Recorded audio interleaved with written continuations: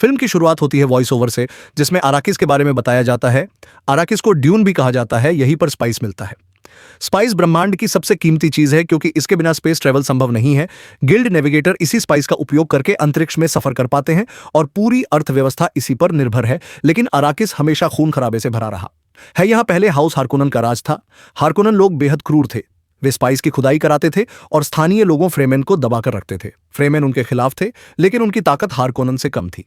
इसके बाद कहानी जाती है कैलाडन पर, जो हाउस एट्रेडीज का गृह है। यहां पॉल एट्रेडीज को दिखाया जाता है। वह ड्यूक लेटो का बेटा है और लेडी जेसिका का पुत्र पॉल अपनी ट्रेनिंग कर रहा है। वह गर्नी हैलेक्स से लड़ाई की कला सीखता है। गर्नी उसे तलवारबाजी और अनुशासन सिखाता है। डंकन आइडाहो भी उसका मेंटर है।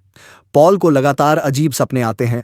इन सपनों में उसे एक लड़की दिखती है जो रेगिस्तान में होती है और पॉल उसे पहचान नहीं पाता, लेकिन बार बार वही सपना उसे परेशान करता है। पॉल की मां लेडी जेसिका बेने गेसेरिट की सदस्य है। यह एक सीक्रेट ऑर्डर है जिसमें औरतों को खास शक्तियां सिखाई जाती हैं। वे वॉइस का इस्तेमाल करके किसी को भी मजबूर कर सकती हैं। लेडी जेसिका पॉल को भी यह सिखाने की कोशिश करती है। इसी बीच खबर आती है कि सम्राट ने आदेश दिया है। हाउस एट्रेडीज को अब अराकिस पर शासन करना होगा। हारकोनन को वहां से हटना होगा। ड्यूक लेटो समझ जाता है कि यह सीधा सीधा जाल है। सम्राट चाहता है कि दोनों घराने आपस में टकराएं और एट्रेडीज खत्म हो जाए, लेकिन वह इस आदेश को मान लेता है क्योंकि उसे लगता है कि अगर फ्रेमेन को अपने साथ मिला लिया तो उसका घराना और मजबूत हो सकता है। फिर रेवरेंड मदर मोहिम आती हैं। वह पॉल को गोम जब्बार टेस्ट देती हैं। पॉल को अपना हाथ एक डिब्बे में डालना होता है। बॉक्स में ऐसा दर्द महसूस होता है जैसे मांस जल रहा हो, लेकिन उसे हाथ निकालने की इजाजत नहीं है। अगर वह डरकर हाथ निकाल लेता है तो उसके गले पर रखी सुई से उसे तुरंत मार दिया जाएगा। पॉल दर्द सह लेता है और टेस्ट पास कर लेता है। रेवरेंड मदर कहती है कि पॉल खास है, लेकिन वह वही चुना हुआ इंसान है या नहीं, यह भविष्य तय करेगा। इसके बाद एट्रेडीज परिवार अराकिस जाने की तैयारी करता है। पॉल डंकन से मिलता है। डंकन पहले से ही फ्रेमेन के बीच गया था। वह बताता है कि फ्रेमेन मजबूत और कठोर लोग हैं। वे रेगिस्तान में रहते हैं और उनके बारे में ज्यादा कोई नहीं जानता। एट्रेडीज परिवार और उनकी सेना अराकिस पहुंचती है। वहां उतरते ही उन्हें नई दुनिया का अनुभव होता है। यहाँ रेत के तूफान और गर्मी जानलेवा हैं और सबसे बड़ा खतरा सैंडवर्म्स हैं, जो किसी भी समय रेत से निकलकर सब कुछ निगल सकते हैं। ड्यूक लेटो का मकसद सिर्फ स्पाइस निकालना नहीं, बल्कि फ्रेमेन से दोस्ती करना है। वह समझता है कि अगर फ्रेमेन उनके साथ आ गए तो वे हारकोनन और सम्राट दोनों का मुकाबला कर सकते हैं। पॉल अराकिस पहुंचते ही और भी अजीब सपने देखने लगता है। उसके सपनों में वही लड़की बार बार आती है जो फ्रेमेन की लगती है। वह रेगिस्तान में उसे देखता है और महसूस करता है कि उसका भविष्य इसी जगह से जुड़ा है। अराकिस पर पहुंचने के बाद एट्रेडीज परिवार अपना ठिकाना संभालता है। यहाँ का किला पहले हारकोनन का था, लेकिन अब यह ड्यूक लेटो और उसके लोगों का है। यहाँ चारों तरफ जासूसी और खतरा है। लेटो अपने सलाहकारों से कहता है कि हमें सावधान रहना होगा, क्योंकि यह ग्रह सिर्फ स्पाइस की वजह से नहीं, बल्कि राजनीति की वजह से भी खतरनाक है। डंकन आइडाहो फ्रेमेन के पास से लौटता है। वह बताता है कि फ्रेमेन बेहद मजबूत लोग हैं। वे रेगिस्तान में पनपते हैं और सैंडवर्म्स के बीच जीते हैं। उनके पास रेगिस्तान में जीने का तरीका है। वे लोग रेगिस्तान में सैंडवॉकर की तरह चलते हैं और खास सूट पहनते हैं जिसे स्टिल सूट कहा जाता है। यह सूट उनके शरीर से निकलने वाले हर एक बूंद पानी को वापस उपयोग करने लायक बना देता है, क्योंकि अराकिस पर पानी लगभग नहीं है। ड्यूक लेटो चाहता है कि फ्रेमेन से समझौता हो ताकि वे एक दूसरे की मदद कर सकें। इसीलिए वह अपने लोगों के साथ रेगिस्तान का निरीक्षण करता है। पॉल और लेडी जेसिका भी उसके साथ होते हैं। वे स्पाइस की खुदाई करने वाली एक बड़ी मशीन देखने जाते हैं जिसे हार्वेस्टर कहते हैं। यह मशीन रेत से स्पाइस निकालती है, लेकिन तभी पास में सैंडवर्म आ जाता है। रेगिस्तान की रेत हिलने लगती है और पूरा हार्वेस्टर खतरे में आ जाता है। ड्यूक लेटो अपने जहाजों से कामगारों को बचाता है और पॉल भी इस पूरे समय सैंडवर्म को देखता है। पॉल को स्पाइस की वजह से चक्कर आते हैं और उसे फिर से अपने सपनों की झलक दिखती है। पॉल को लगता है कि उसका इस जगह से कोई गहरा रिश्ता है। अराकिस के शहर में धीरे धीरे एट्रेडीज लोग काम संभालने लगते हैं, लेकिन हर जगह जाल बिछा हुआ है। हारकोनन ने यहाँ बहुत से गुप्तचर और जासूस छोड़ रखे हैं। पॉल और जेसिका पर भी नजर रखी जा रही है। इसी बीच डॉ यूए है, जो अट्रेडीज परिवार का डॉक्टर है, उसके मन में कुछ उलझनें दिखती हैं। हारकोनन लोग उसकी पत्नी को कैद में रखे हुए हैं और उस पर दबाव डाल रहे हैं।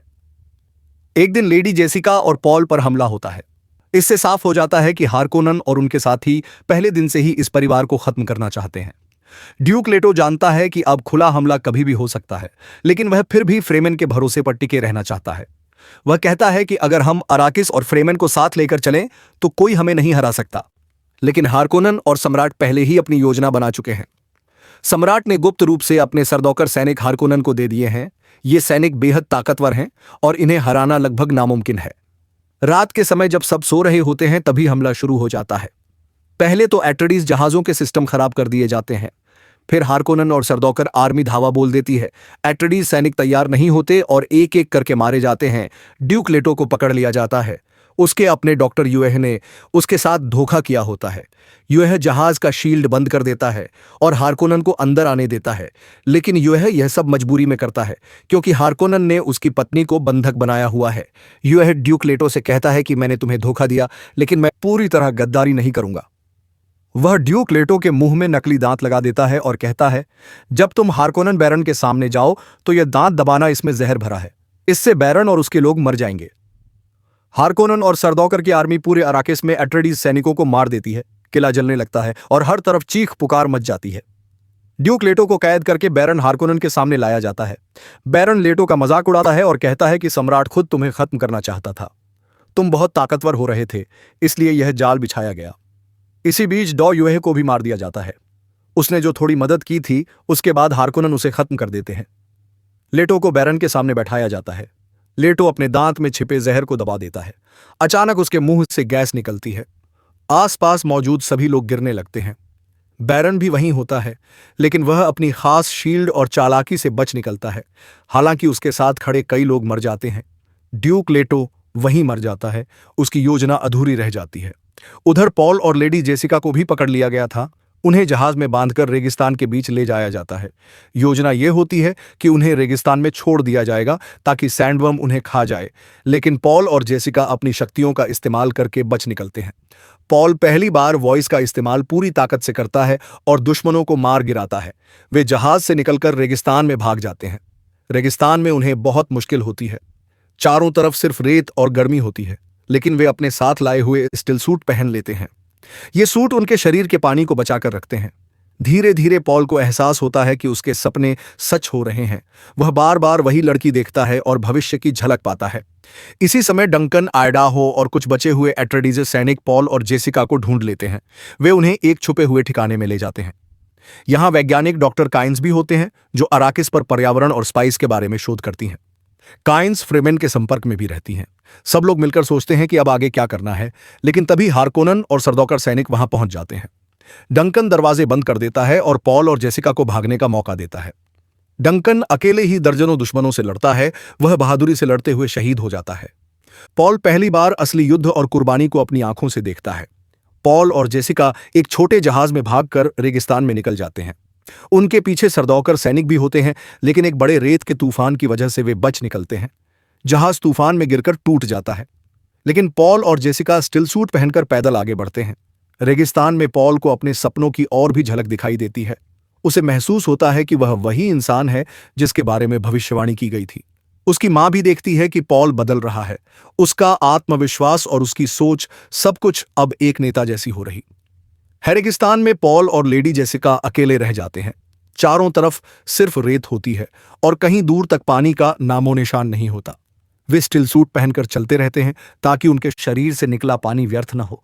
रात में उन्हें सैंडवर्म का सामना करना पड़ता है। जमीन हिलने लगती है और एक विशाल वर्म उनके करीब पहुंच जाता है। दोनों जल्दी से एक चट्टान के ऊपर चढ़ जाते हैं।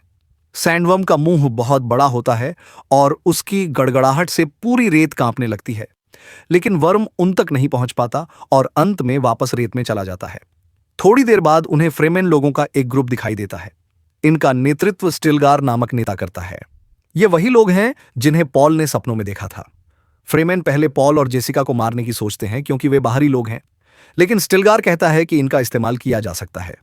पॉल उन्हीं पलों में फिर एक सपना देखता है जिसमें उसे वह लड़की दिखती है जिसे वह बार बार अपने सपनों में देखता रहा था। यह लड़की चानी है। चानी फ्रेमेन ग्रुप का हिस्सा होती है। पॉल उसे पहली बार असलियत में देखता है। चानी उसे हथियार देती है और कहती है कि तुम इस जगह के लिए बने नहीं हो।